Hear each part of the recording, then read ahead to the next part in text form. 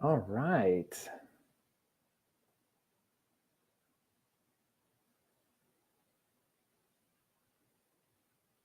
All right, I think I'm live. I'll just double check here.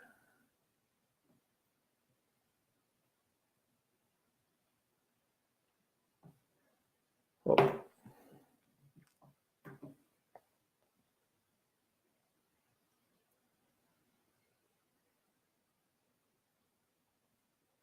No thumbs up.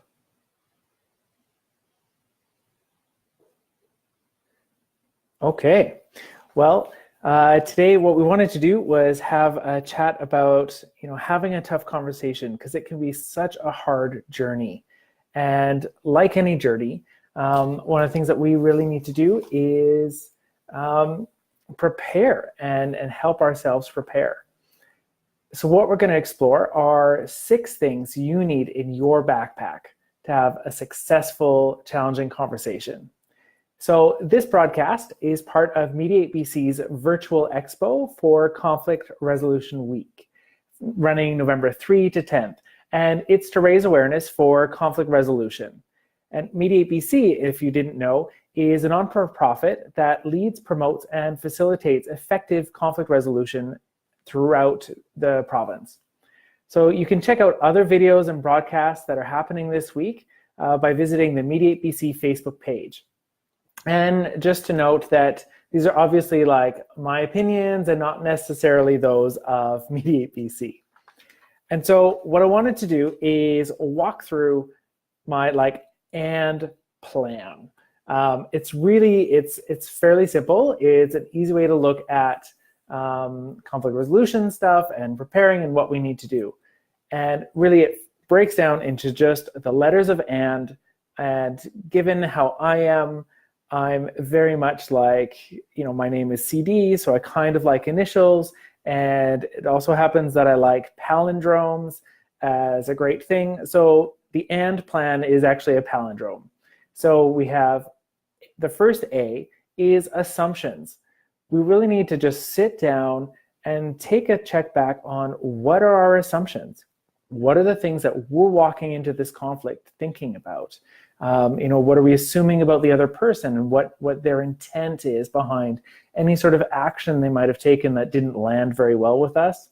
That's a huge one. So what are we thinking?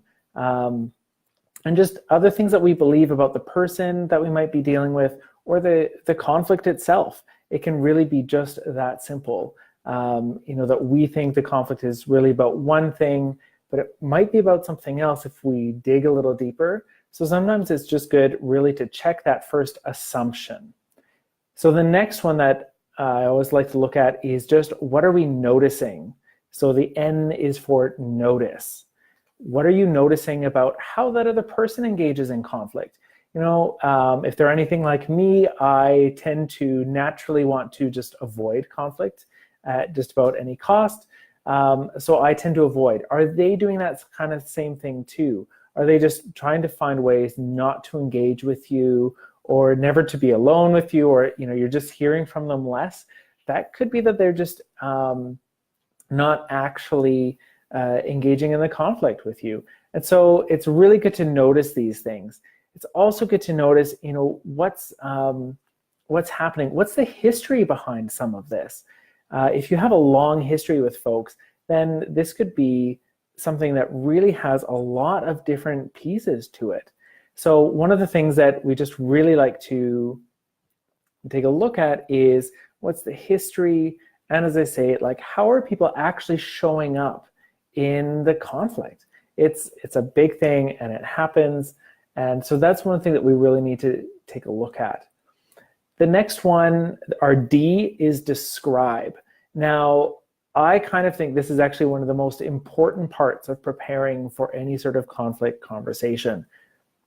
And it's a little challenging. Sometimes it can be a little tricky because we need to describe what's happening without using any sort of blaming language. So we really want to look at things like just pretend we're a video camera and we're just sort of recording what's happening. So, like after work, if somebody sort of rushes up to me and it's like Friday, to use an example that friends have given me, somebody rushed up to someone on a Friday and was kind of panting under breath and, oh my gosh, we need to talk about this. So how do we just take a step back and look at describing that kind of behavior? So it's really, it's not that you are sort of rushing over in a panic or that kind of thing, because that's assuming that there's some stuff underneath that. And we're ascribing some things to the behavior rather than just noticing the behavior. So, okay, so you ran up to me. That is a little bit more just describing the behavior in a neutral way. Or another one is, a great one is, you're yelling at me all the time. Every time we get into this, you yell, and I hate being yelled at, or something like that. So that's an easy one to just see really where it's, you're talking louder, or, you're raising your voice. This is one that we've all heard.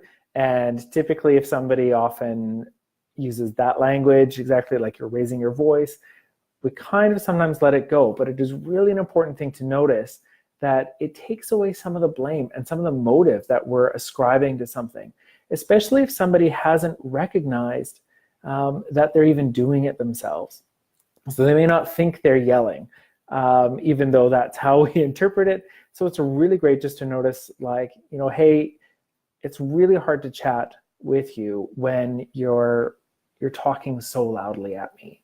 I'm having a hard time focusing. So we really want to get into that, describe the behaviors. The other part of describe is we need to describe the conflict itself. What do we want to talk about?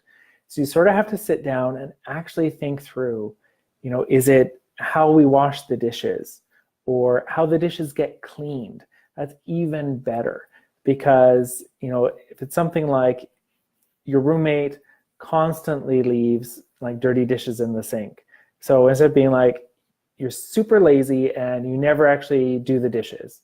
Okay, so what you're noticing then and describing the behavior is typically, I don't see you engaging in washing the dishes. Or you're leaving, or I'm noticing that you're leaving dirty dishes in the sink. That's all it needs to be. There's dirty dishes, they're just still in the sink, and maybe they're still in the sink a week later, which is challenging. So then how do we actually go about describing that issue to talk about? So it's not like, I need to talk to you about you doing your dishes. That may not help you a whole lot. And it brings it all to the other person. It's all their problem, when really you're experiencing it as a problem. So it's partly your problem too, right? Which is sometimes a hard thing to bring in for ourselves.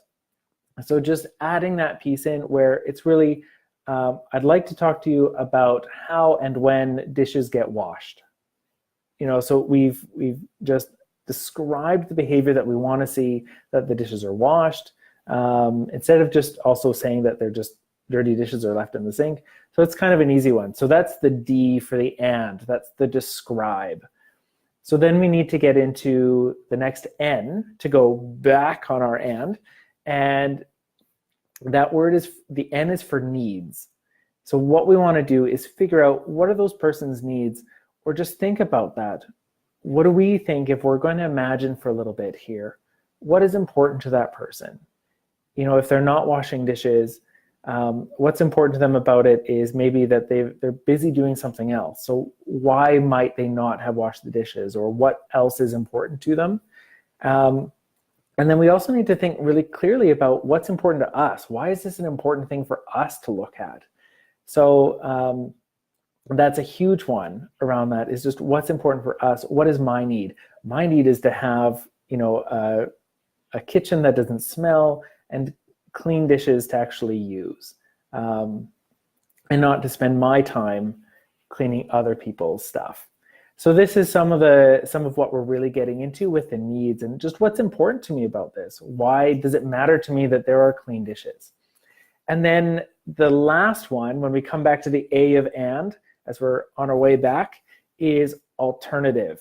we have to have some sort of thought as to what's going to happen if we don't sit down and have this conversation and we don't actually work through this. What are you going to do? Are you going to leave a note or have a letter, or are you going to explode? Like, how are you going to address the issues that are coming up? That person running up to you in the parking lot, okay, so maybe the alternative is just to say, we can talk about this on Monday morning. Like, I want to hear about this, but you know what? It's Friday. It's the end of the day. We have the weekend. Happy to engage with you, but not until Monday. And that kind of thing. So it's really just looking at what are you going to do if you can't have that conversation right then. And if for you, or it's something like that dirty dishes in the sink, again, just come back to how are you going to deal with this? Are you going to search for a new roommate? Are you going to move out? Like, there's all these other things to look at. Those are maybe little extremes. And maybe it might be that, you need to find some other way of having this conversation, or checking out what is so important about you to have this conversation and to have it on your schedule. So maybe it's just looking at what's important for the other person, going back to that needs part, and taking a look at how can I meet what their needs are with this, and maybe find a time or a way to have this conversation that works for them. So that's kind of the AND plan. It's super simple, and it doesn't have to take a lot of time, but it's really good just to sit down and think through what these different aspects are. So your assumptions, what are your assumptions around everything? What are you noticing about how the conflict is happening, about the history between all of you, and certainly around how everybody's responding to the conflict. And then we got to describe it. We have to describe as much like a video camera as we can, the behaviors we're seeing, and also the issue itself that we want to talk about. And then we've got to look at the needs. So what's important for me? What do I need out of having this conversation? And why do I need it? And also to use our imaginations to think a little bit about what are the needs and what's important for the other person involved. And then, of course, at the end, just looking at what is our alternative if we're not able to sit down and have this conversation. How are we going to address this issue if we're not able to? What is our response going to be? And just actually sitting down to make this little AND plan. So thanks so much for listening in a little bit today. I hope that works for you. I hope it helps have some of these difficult conversations in a much, much better way. And it's just always so good to be ready when you have your backpack sort of full of your skills. All right, thanks so much, and we'll talk later.